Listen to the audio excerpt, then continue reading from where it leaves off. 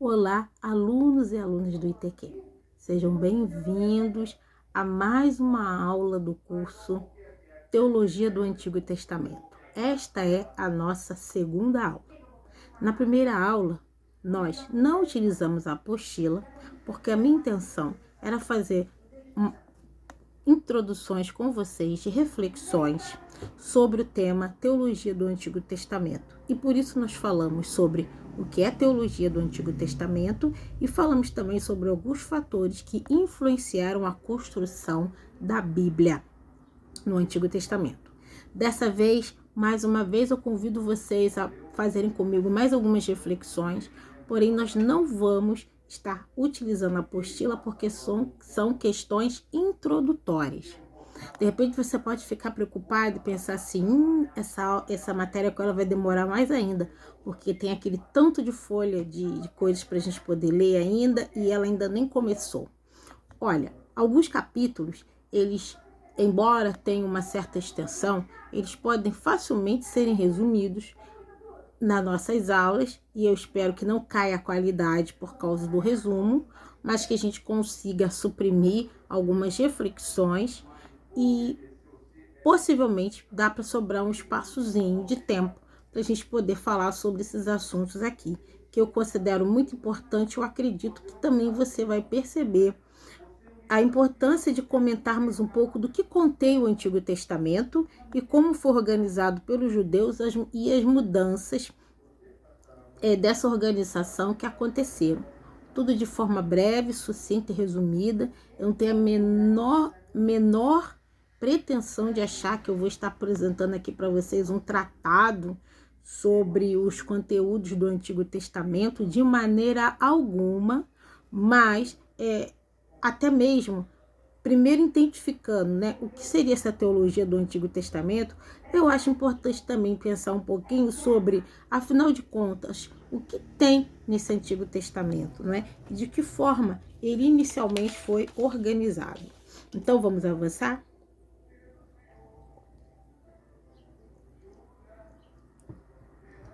Bom, o Antigo Testamento contém uma variedade genérica que engloba historiografias, narrativas, listas de leis, poemas, hinos de lamentações e vitórias, contos de genealogias.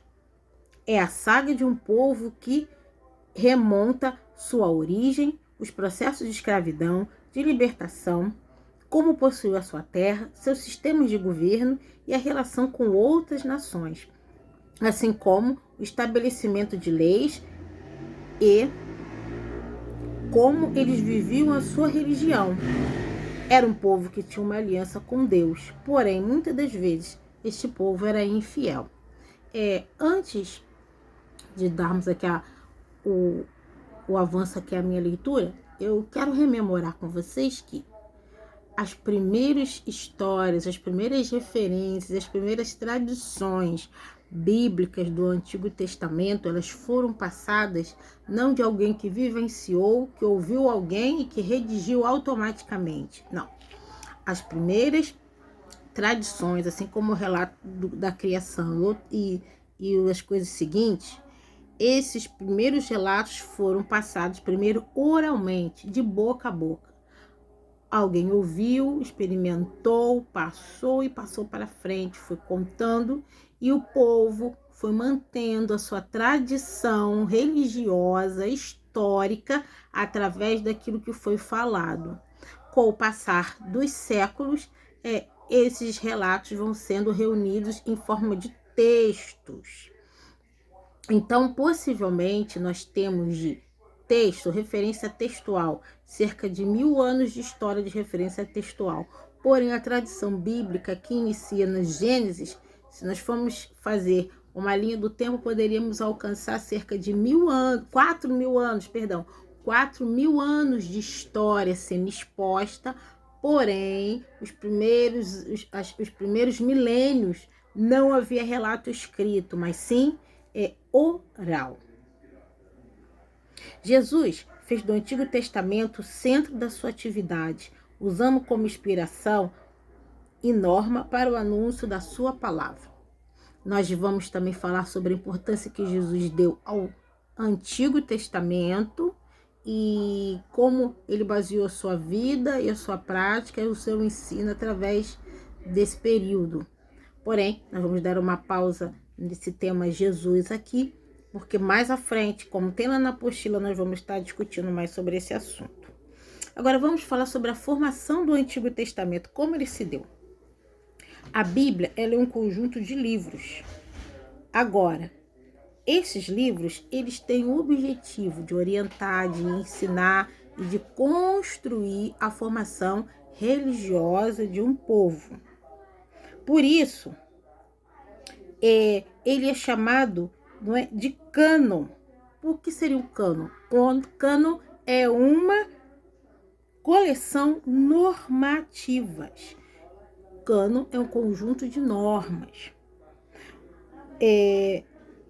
No grego, a palavra cânon, né, que seria canon, que está diretamente, primeiramente, relacionado à palavra cana, vara, e em sentido figurado, eles vão utilizar da vara, observando uma vara e vendo que ela bem lixada, bem ajustada, ela pode ficar em linha reta.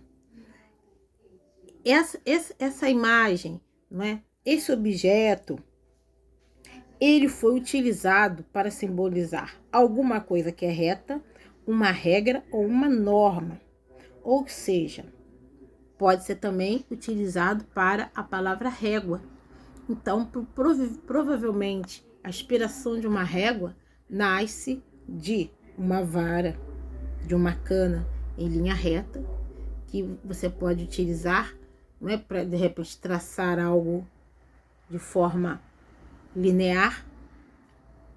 E quando se é criado especificamente a régua, esse nome cânon, porque cânon também é régua, vai ser utilizado não apenas para objetos, mas para significar alguma coisa que deve ser realizada, deve ser praticada de forma como está descrito, como está apresentado, de forma, ou seja, correta e reta.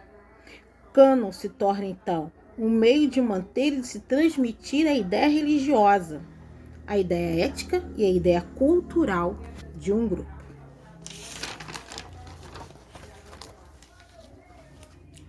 Chamamos, não é, esses livros, os primeiros 39 livros da Bíblia, de Antigo Testamento. Só que quando os hebreus eles vão avançando nessa reunião desses textos, desses livros, eles não vão chamar de Antigo Testamento. Essa ideia de Antigo Testamento é uma ideia posterior a esse título. Inicialmente, o que nós vamos chamar de Bíblia hebraica, a Bíblia dos Hebreus, eles vão chamar de Tanakh.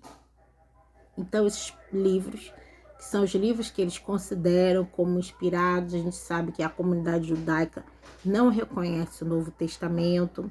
Então, para eles, para os antigos, essa Bíblia, chamada depois de Bíblia hebraica, é inicialmente chamada de Tanakh. E aqui eu vou apresentar para vocês, né, os livros que compõem esse Tanakh, o que seria para nós o Antigo Testamento. Antes de tudo, mais do que apresentar a listagem dos livros, que é fácil a gente poder identificá-los, precisamos entender que eles são divididos em seções. E essa divisão é importante para o entendimento de uma sequência. Não só apenas uma sequência não só de 1 a 2 a 3, 4, 5, 6, mas uma sequência lógica, cultural, espiritual, que tinha todo um sentido para aquele povo. Então, a primeira seção é a seção chamada de Torá, que é a parte dos livros que servem para instrução. A segunda seção chama de Neviim, que seriam os profetas. E a terceira seção é o Ketubim, que seriam os escritos. Então, essa Bíblia, né, que seria a Bíblia hebraica, com essas 3 divisões, identificando a Torá, nós vamos saber, nós vamos conseguir entender que a Torá, essas instruções, é o mesmo que o nosso chamado Pentateuco, os 5 primeiros livros. Bom, depois nós temos os profetas. E esses profetas, eles não dividem como a gente classifica profetas maiores e profetas menores. Não. Para eles são os profetas anteriores e os profetas posteriores. Os profetas anteriores são Josué, Juízes, 1º e 2º Samuel, 1º e 2º Reis. E os profetas posteriores, que é Isaías, Jeremias, Ezequiel, Oséias, Joel, Amós, Obadias, Jonas, Miqueias, Naum, Abacuque, Sofonias, Ageu, Zacarias e Malaquias. E na terceira parte da divisão que foi feita por eles, nós temos os escritos que englobam os Salmos, Jó, Provérbios, Ruth, Cantares de Salomão, Eclesiastes, Lamentações, Esther, Daniel, Esdras, Neemias e 1ª e 2ª Crônicas. Na ideia de continuidade do pensamento judaico, a Torá é a construção dada por Deus. E os profetas orientam o povo a não se desviarem da instrução. E os salmos são orações e cânticos litúrgicos que reforçam a fé e a esperança. Então, essa organização para eles tem todo o sentido prático. Na prática da fé, né? Na maneira como os primeiros vão entender a religião. Ou seja, é importante, primeiro, identificar o caminho que Deus quer que nós tomemos. Primeira parte. Os profetas vão ser levantados para trazer à memória aquilo que Deus quer que seja feito. E em seguida, temos as orações e os cânticos, que são a última parte dessa reflexão. Então, a gente vê que até a divisão deles tinha todo um sentido na prática teológica, no entendimento deles de quem era Deus. Bom, a Bíblia hebraica será traduzida para o grego entre os séculos 3 a.C. e o século I, em Alexandria. Esta versão é chamada de Septuaginta, organizada em 4 partes: o Pentateuco, os livros históricos, os hagiográficos dos santos e os profetas. Comparando os livros do cânon hebraico e no cânon grego, nós teremos algumas peculiaridades. Antes de eu falar dessas peculiaridades, deixa eu comentar a última parte mais uma vez que eu li.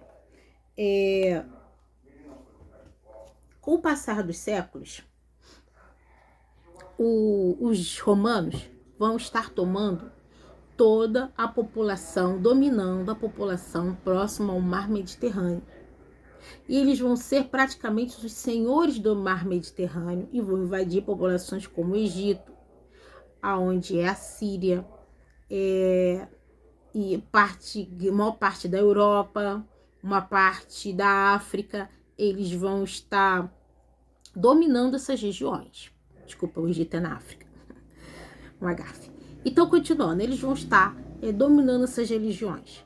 Junto com a sua imposição de dominação, de exigir impostos, o controle da população, eles vão inserir a cultura deles, né, e juntamente como fator cultural a língua.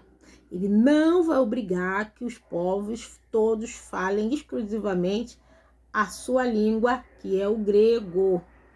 Mas eles vão exigir que o grego seja aprendido e influenciar as pessoas a absorverem essa nova prática, as novas ideias culturais que eles têm. O grego, naquela época, para aqueles povos, é como o inglês para nós. A gente tem total liberdade de exercer a nossa cultura e a nossa língua, mas sem o inglês, dependendo do emprego que você quiser, você não consegue.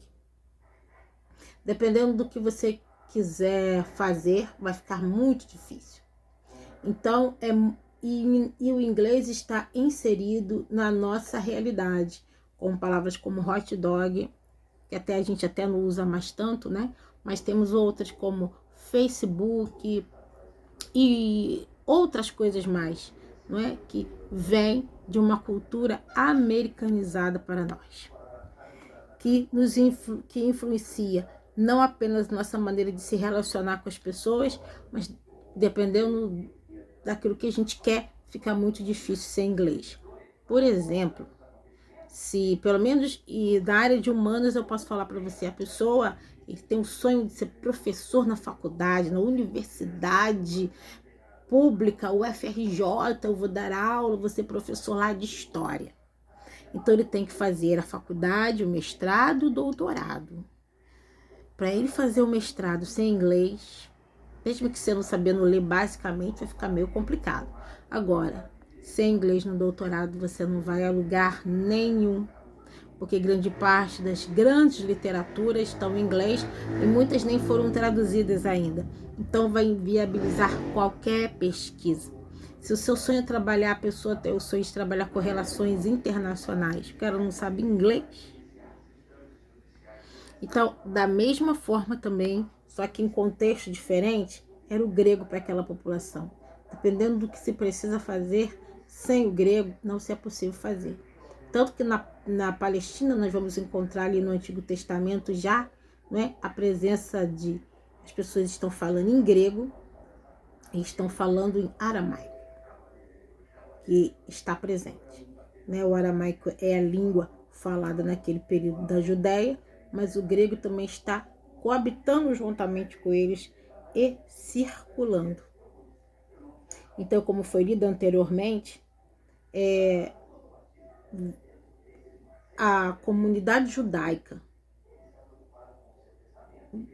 na Alexandria, que é no Egito, ela vai perceber, vamos ter ali os judeus que estão morando ali, vai perceber que se eles não traduzissem a Bíblia, né, a Bíblia hebraica, se eles não traduzissem o que nós chamamos de Antigo Testamento, que para eles não tem essa concepção, né, de antigo, mas se eles não traduzissem aqueles conteúdos já guardados para o grego, a preocupação daquele povo era chegar um tempo que os mais jovens, ninguém ia saber ler mais, ninguém ia saber falar mais, porque realmente o grego estava tomando conta. E como a gente percebe hoje, talvez os mais experientes, os mais velhos, tenham menos contato com o inglês do que essa galera nova. Eles já entendem várias palavras e já aculturou o seu vocabulário como feedback, stand-by e outras coisas mais. Então, embora o processo de educação do Brasil ele seja muito deficiente, ainda assim o inglês está muito presente. As pessoas com uma condição melhor, ou as pessoas que mesmo numa condição humilde, que vão acessar o estudo do inglês, que hoje você pode aprender pela internet. Aqui no nosso contexto de Rio de Janeiro, nós temos a FITech, que dá um curso de inglês excelente, gratuito, não só inglês como espanhol. Então, assim, dá acesso também até ao pessoal com uma renda um pouco mais simples, com uma vida um pouco mais simples, uma condição de vida um pouco mais simples, terem acesso e estudarem sim. E na época deles, os jovens mais interessados, talvez com uma mente mais fresca, estavam mergulhando nesse novo idioma. Então, para que a tradição bíblica hebraica não se perdesse, 72 homens se reuniram para fazer a tradução de todo aquilo que nós chamamos de Antigo Testamento para o grego. E essa tradução vai se chamar Septuaginta, que vai ser construída entre os séculos 3 a.C. e o século 1 a.C.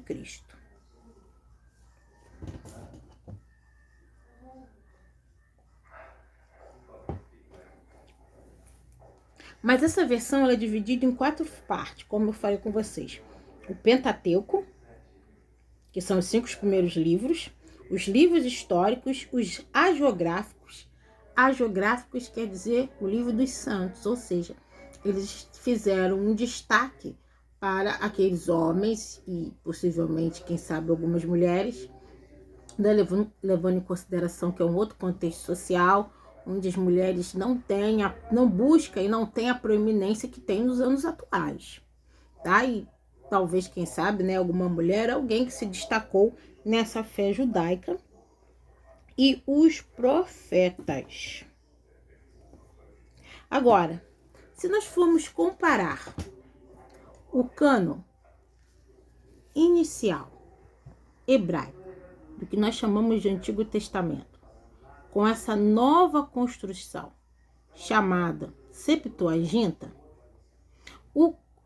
quais são as características encontradas, né? Quais o paralelo, as comparações, as diferenças que nós poderíamos encontrar, porque é um grupo de 72 homens que fizeram com muito temor, tá, esse trabalho. A historiografia nos indica que foi um trabalho muito sério, com muita responsabilidade, né?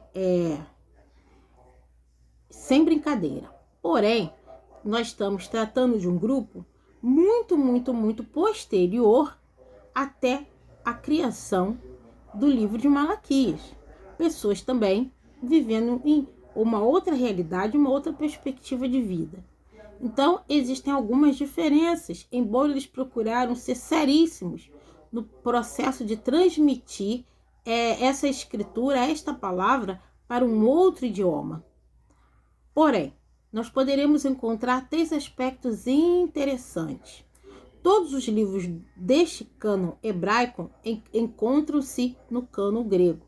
Ou seja, eles fizeram sim a tradução de todos os livros, embora com uma organização diferenciada. O cânon grego compreendeu alguns livros a mais. Estes livros suplementares são designados comumente como deuterocanônicos.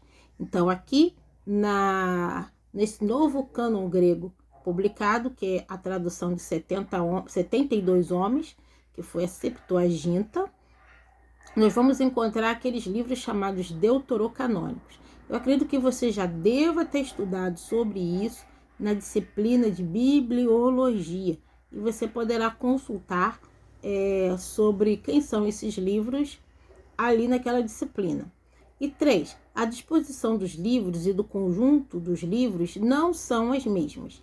Então, as diferenças que vão ter acréscimo dos livros deuterocanônicos e a disposição dos livros, a organização, a perspectiva organizacional foi um tanto quanto diferente. Bom, eu vou parar por aqui esta aula e nós vamos dar prosseguimento na aula 3, ainda de introdução. Até lá!